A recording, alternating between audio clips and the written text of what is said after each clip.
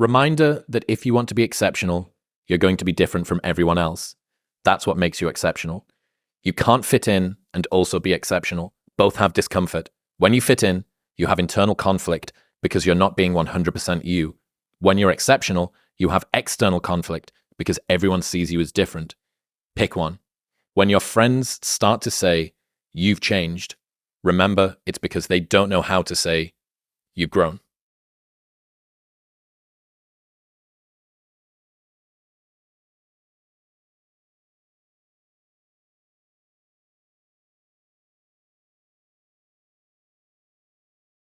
I define words a lot because it helps me kind of like make sense of the world. And like exceptional is like an obvious one, right? We use the word exceptional like you are not like everyone else. But even saying it like that, like you are not like everyone else.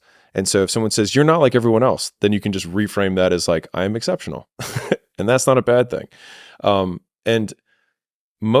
And I actually think that most people have, like, this might be counter to most people's beliefs, but I think most people have the potential to be exceptional. And because most people are peculiar in their own way, they just stifle that because they want to be accepted by most people, but in so doing, never accomplish what they want to do because they conform. And so, like, if there's probably a lot of things about the world or even your world around you that you're like, this never made sense to me, but then you do it anyways. And I think that a lot of innovation and a lot of what makes people exceptional is feeling, thinking that thought or seeing that thing and then being like, I don't think I'm going to follow that rule anymore. Like, why do I need to shower twice a day? Like, I don't know. Like, why do I need to wear different clothing? Like, there's just a lot of these social norms that people, usually pass down to us, or they're, bred into us in high school and college and things like that. But it's like you see a guy who, wears a cowboy hat and dresses a certain way, and he basically wants to say, I am this archetype of person. But if cowboy boots aren't as comfortable for you as New Balances are, and you know that and you still wear cowboy boots, I would call you a fraud. Because like that is like it's like a micro rebellion against yourself. Yep. It's like and like I look at old people a lot because usually they don't give a shit anymore. They've just like given up. And there was a survey that they did where the number one reason that old people like don't have as much drama and they're happier is they say they cited they literally don't have time for it. Like literally they don't have time for it. And I found that so interesting. And I was like, well, if I'm going to eventually be that way when I'm 80, I might as well just start being that way now. And so they usually wear like really comfortable footwear, and like they keep their surroundings, like whatever weird peculiarities they have, they just accept them. And so I think a lot of like, if life is a long journey of self-acceptance, I think the earlier you can accept your own peculiarities as just part of you, rather than trying to justify them or mold to the archetype that you think is acceptable within your social circle. At least for me, like there's this period of discomfort when you change anything because everyone around you wants you to fit within the label that they are comfortable with. But they also have the anchor of what you were before. Yeah, exactly. And so they try and like, they people don't like that. And so they're like, no, I like you in this box. So just say, I know you're having a little thing right now. Don't worry. Just, and they just want to shove you back into it.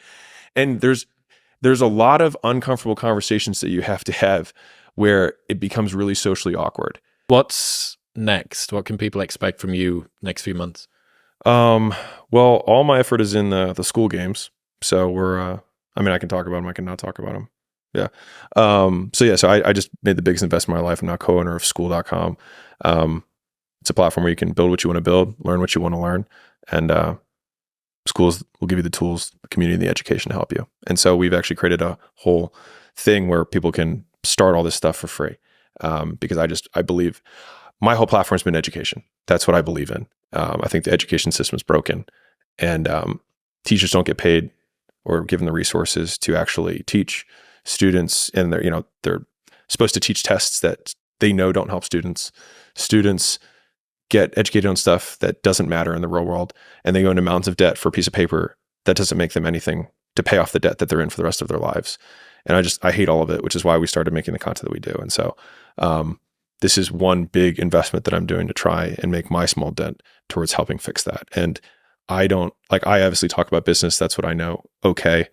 But one person can't do that. Like I can't change. I can try, but like, I don't think one person's going to change the world. And so I wanted to invest in a platform that would help other people do that for one another. And so whether it's like, you know how to paint and you want to teach people to paint, you know how to fix Hondas and you want to teach people to do that. Like there are so many more useful skills that we can trade with one another. And I think Ben Franklin said, there's no more noble a deed than to help another know more, to educate. And I wholeheartely believe that. And so, I mean, that's what I'm investing my dollars and my time into.